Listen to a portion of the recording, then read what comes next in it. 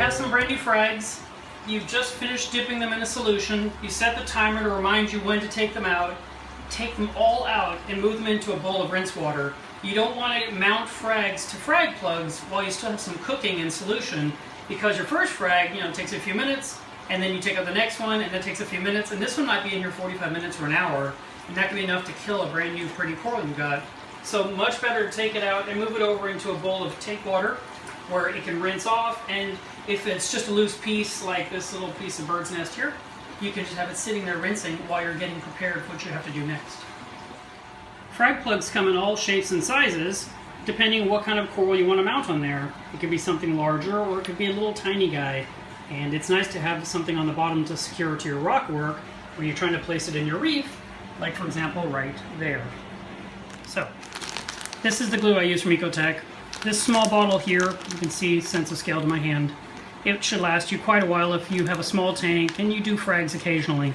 If you tend to be more prolific, maybe a slightly larger bottle. This one I've had so long the label came off, but it's still 3/4 full.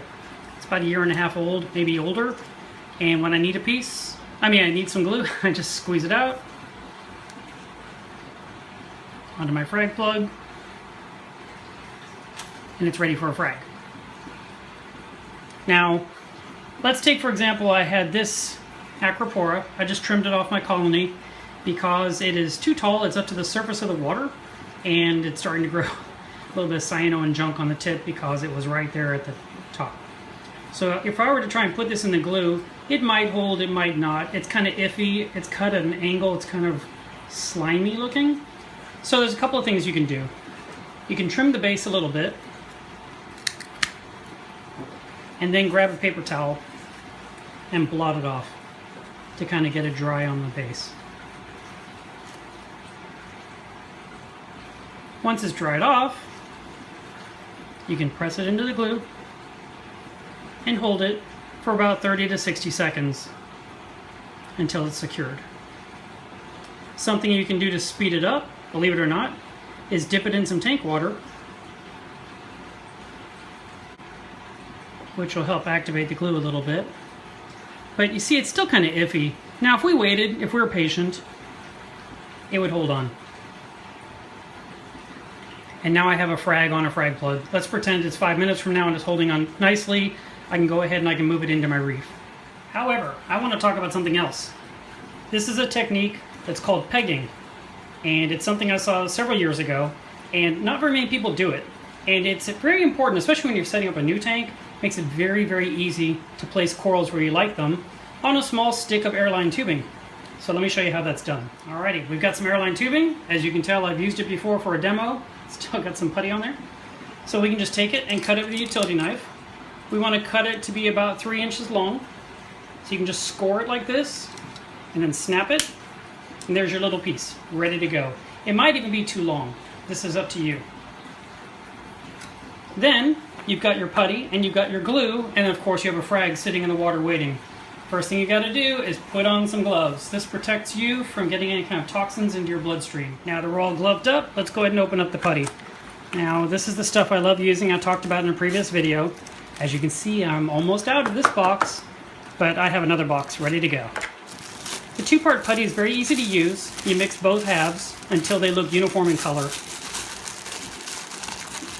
This is more than I need for this one peg. I would use half of this. So I'll tear off a small piece, set aside some. And once you've mixed up your putty, it's good for about 10 minutes or so, maybe 15. Easier to do without wearing gloves, but gloves are what keep you from having a weird reaction. A friend of mine was doing a fragging demo. He did many of them. And one day he just was mixing putty like he always did in the palm of his hand, and he ended up having to be rushed to the emergency room. So mix this up until it's all one color. You'll notice it's kind of a pink color. That's intentional. It's coralline colored. So it should blend in with the coralline on your rockwork instead of some other strange color that doesn't match at all, that's kind of hideous looking. Okay. So now we have a small ball. You can roll it up if you want. You can press it right on the end of your tubing, like that. I like to just affix it nicely and create a dent in the top, because that dent is where my coral is going to go.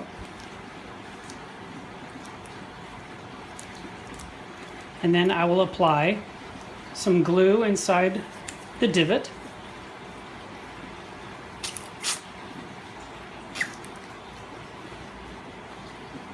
And then I would take my acro, we'll use that same one from before, which is super slimy now. It's annoyed at me. That's okay. Blotting it off to get rid of some of that extra moisture. Set it in the glue and press the putty around it to help it hold. I'm not pushing very hard on the coral, just a little bit. I'm probably crushing a few of the coralites. But now I have a coral ready to go in my reef.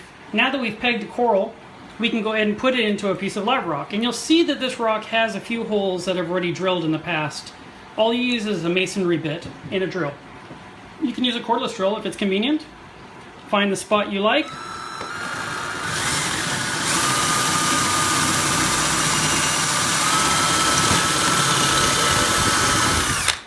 And you've created a new hole. And you can do another one somewhere else.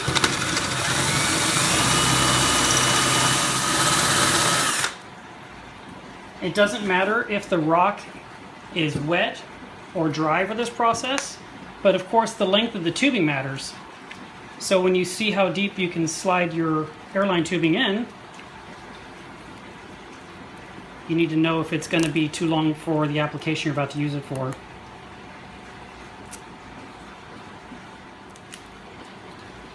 There's some holes. Slide it right in to where you want it to be. This one's too long, so running it with a shorter piece of tubing would be ideal. If you're wondering why on earth people would even drill holes in their rock just to put a coral in place instead of just putting it straight to the rock, it's because you might need to move that coral. You've got this gorgeous coral, it costs you $1,000 for 1/4 of an inch. You know it's going to take 10 years to grow, and you have this big anemone right here. Just reaching out and taunting it. And you just think, you know what, I think I'm going to move that coral. It's too expensive. So you can take it out and you can move to a different hole, or a different hole, or a different spot entirely, or a totally different rock, away from the anemone. But by having multiple holes in your new aquascape, it gives you choices for the future of where you want to put a coral, so that way it's safe from the mean anemone. I have done the pegging in the past. It's pretty easy to do. You can use base rock, you can use live rock, you can use shelf rock. This shelf rock right here has a few holes drilled in it from when I used it in my reef in the past. And you could put holes all over it and then set it on the top of your rockwork. It's not even visible from the front. You would just see rock, but then your corals are like ding, ding, ding, ding, ding. Pegging is very simple to do. All you need is airline tubing. You can find this stuff at Petco or PetSmart. It's used for air bubblers or for undergravel water filters. And then a utility knife, some kind of putty, and some kind of glue is the best way to handle this. It's just super simple, and I thought you guys would appreciate learning how to do this. Let's quickly talk about some of the other corals that we typically want to mount to frag plugs. It could be zoanthids. Here's a set of zoas that I recently got. Fortunately, they were on a plug, but if you need to, you blot off the bottom of the zoanthid so that they're nice and dry, put the glue, place the coral on there, and that's it. Very simple. If you had a mushroom, you might want a special frag plug, or you can make your own. This one here has holes already drilled in it, and you could lay a mushroom on there. I know that sounds kind of odd, but you could like put a toothpick right through it into the hole, and it would keep the mushroom from blowing away until it can affix itself and glue its foot to the frag plug. This is also a good frag plug for Gorgonian frags. You trim off the extra living tissue till you get to the hard core stem, put the stem in there and add a little bit of glue and let it cure for 5 minutes or so, and then put it in your tank. Now you'll notice I've had these frags out of the water for a few minutes, and that's okay. If you have them out for a long time, it might be better to put it back into a bowl of water. If you have a funny frag with a lot of death on it, why not just cut away the dead with some bone cutters? And now you have a nice frag ready to glue onto something else. So we can grab one of my handy dandy frag plugs here, This one's very white. I don't really like the look of it, but it would do the job. But maybe I could take something as simple as this and put it into the glue and let it cure, and then put it in my rockwork this direction. Fragging is very simple to do. Oftentimes we reach in our tank, we break a piece off accidentally with our arm or our fingers or a cleaning magnet, and you have a frag. So securing it to something to where you can put it in your tank later so it doesn't blow around and just die on the sand is your best bet. And the more corals you can have up in the rockwork and on the boulders turning into colonies, the better. Seeing a lot of frags littered across the sand bed isn't as pretty, actually. Most people don't like that. They like to see a nice clean tank with coral colonies growing up beautifully over time. So here we go. This is pretty much, look, it's holding on pretty well. I mean, considering I just held it for about 60 seconds. Another technique for securing something slimy to a frag plug might be as simple as using a rubber band. And you can take your, let's just pretend this is a mushroom, and it's, you know, not going to hold on because it's sliming. So you put a rubber band around it gently, and maybe a second twist, just enough to kind of keep it in place. And then put it in your tank, and in about 5 or 6 days, you could probably snip the rubber band and the mushroom will be holding on. Another trick is to take a small container. I don't have anything handy, but let's pretend we had a small bowl here with gravel, or a small cup, or a serving dish of some kind. You could put that in your tank with gravel in there and put these mushrooms in there. And when the mushrooms grab onto the gravel, you can take them out, dry off the gravel, and glue the gravel to your structure that you want to connect it to. Is it time for another cautionary tale? Handling zoanthids, everyone's going to say, oh my god, palitoxin's going to get you. It can. If you're working with zoanthids, you should be wearing gloves, maybe eye protection, eye glasses, so I'm cheating, right? But don't get it in your eyes, don't get it in your mouth, don't taste it, don't lick anything. I'm not scared of zoanthids. I've handled them many times, but I've never had a weird reaction either because I guess I use common sense. Certain things people do just blow me away. Like they'll have a rock with some kind of a zoanthid or a palithoid that they hate, and they want to boil it in water. That's a whole other video, but just don't do it. The steam coming off, it will put you in the hospital. If zoanthids squirt into your mouth or squirt into your eye, you could have a reaction. You might need to see a doctor. So how about working with them at arm's length? If you want protective face gear, just common sense, okay? Just be careful. Don't cut yourself and then keep working with zoanthids. If you have a big slice in your finger, I saw that recently on Facebook, where a person sliced their finger deeply while working with zoanthids, and all their fingertips got huge and swollen, and it looked really bad. I highly recommended that person go to the doctor.